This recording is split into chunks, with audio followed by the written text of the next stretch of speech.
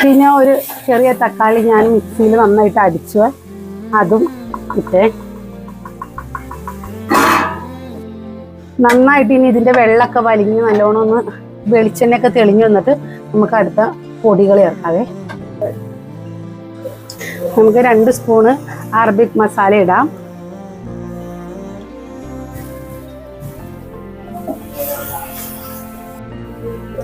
ഒരു ക്യാപ്സിക്കം ചെറുതായിട്ട് അരിഞ്ഞത് അത് നമുക്ക് ഇടാം.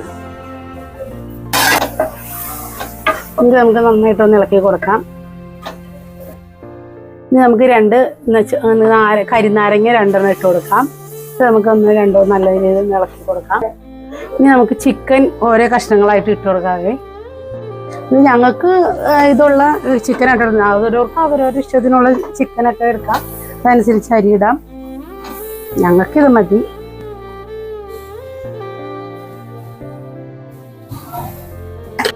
അപ്പം ഞാൻ പാകത്തിന് ഉപ്പൊക്കെ ഇട്ട് കൊടുത്തു. ഇനി നമുക്ക് കുറച്ച് ഒരു മിനിറ്റ് ഇളക്കി കൊടുക്കാൻ വേണ്ടിയിട്ടുണ്ട്. നന്നായിട്ടൊന്ന് ഇളക്കി കൊടുക്കാതെ.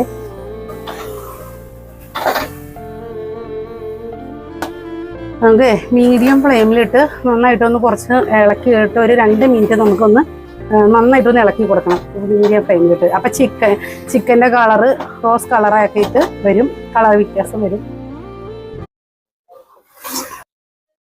ഇനിയിപ്പോൾ ഞാൻ എനിക്ക് 2 ഗ്ലാസ് അരിയാണ് ഞങ്ങൾക്ക് ഇവിടെ ആവശ്യം. അപ്പോൾ ആ ആവശ്യമുള്ള 2 ഗ്ലാസ് അരി എടുത്ത് വെച്ചിട്ടുണ്ട്. ഇനി അതിന് 4 ഗ്ലാസ് വെള്ളം ഞാൻ വേണം.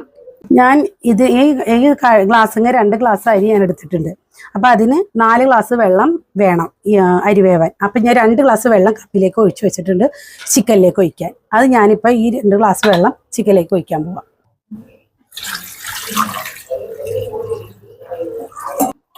ഇനിയിപ്പോൾ നന്നായിട്ട് ഇളക്കി ഇതിന് ആവശ്യമുള്ള വെള്ളം 2 ഗ്ലാസ് ഒഴിച്ചു. ഇനി നമുക്കൊരു വിസിലടുപ്പിക്കാം. ഇനി നമുക്കിത് 2 വിസിലടുപ്പിക്കാം. എന്നിട്ട്